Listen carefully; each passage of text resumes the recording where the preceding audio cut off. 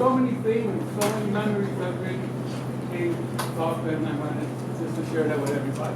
Thank you. I think that one thing that I should have said is that our high school won a national award as the top alternative school in the country. And we were chosen. This is during the Reagan administration. I think it was 87 or something like that. Yeah. So, Department of Education, yeah. William Bennett. William Bennett was the secretary. And we were going They to... won it twice. Right, but we were going to be we were going to be received in the Rose Garden by Reagan. And they started a campaign that was vicious. And I want to just say that a reporter who a lot of people consider very important, Jim Avila, who just passed away, he started his career being an embedded journalist for the FBI.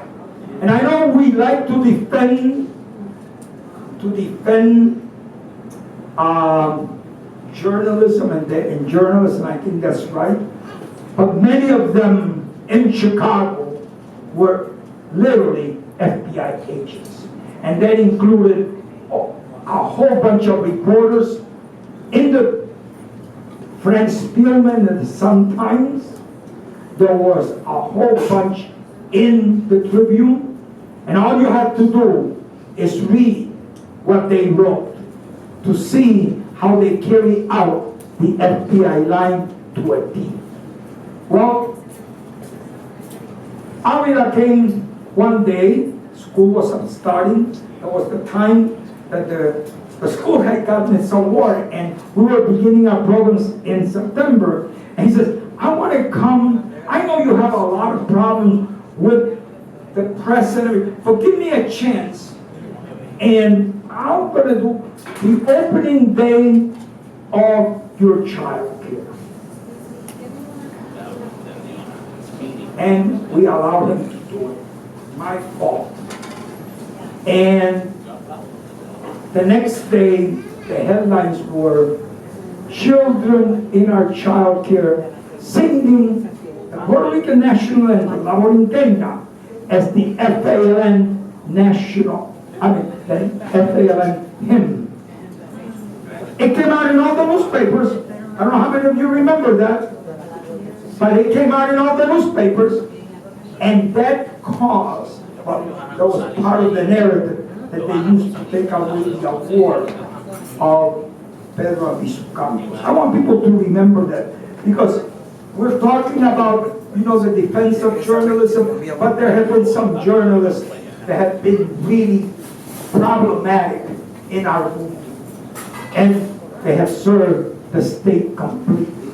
So when you see these journalists embedded in the wars in Palestine, in Afghanistan, and telling the story of the military, that's not journalism. And that's what they did. Let me add, when that happened, we thought that they came out so they can give us great publicity. We had foundations that wanted to give us money. So at 5 p.m., we told all our students, we told everybody that we knew, go to CBS, watch the news, because our award is going to be announced. Instead of our award being announced, it started off with the U.S. Department of Education wants to know why this school that supports Puerto Rican terrorists is getting an award. Everybody freaked out. And then at 10 o'clock at night, the same thing happened. And then the next day, the same thing happened at CPS. Then we organized to get CPS to, and we even worked with Operation Push. I remember going to Jesse Jackson's place to talk about how we were being terrorized. So we got CPS to give like a retraction, they did the damage. But we had a whole group of, like a national organization that Fergie played a big role in, that played a role, and they forced the U.S. Department of Education to give us the award. Then the day that we were supposed to get the award, they give us a call, they decided, hey, you know, we're not gonna give you the award. So we said, okay, we don't want the award, and what we did was, we brought scholars across the United States and international to come to a conference called Freedom to Think, Freedom to Learn, Freedom to Act. And, you know, being promised, there was all kinds of educators there. It was great. Now, if you go to Abisu Campus, which our principal's right here, there's a plaque on the wall. It was made by a student that still stands there. And it says, Dr. Pedro Abisu Campos, exemplary school winner. So we didn't get the award from the U.S. Department of Education, although we won it.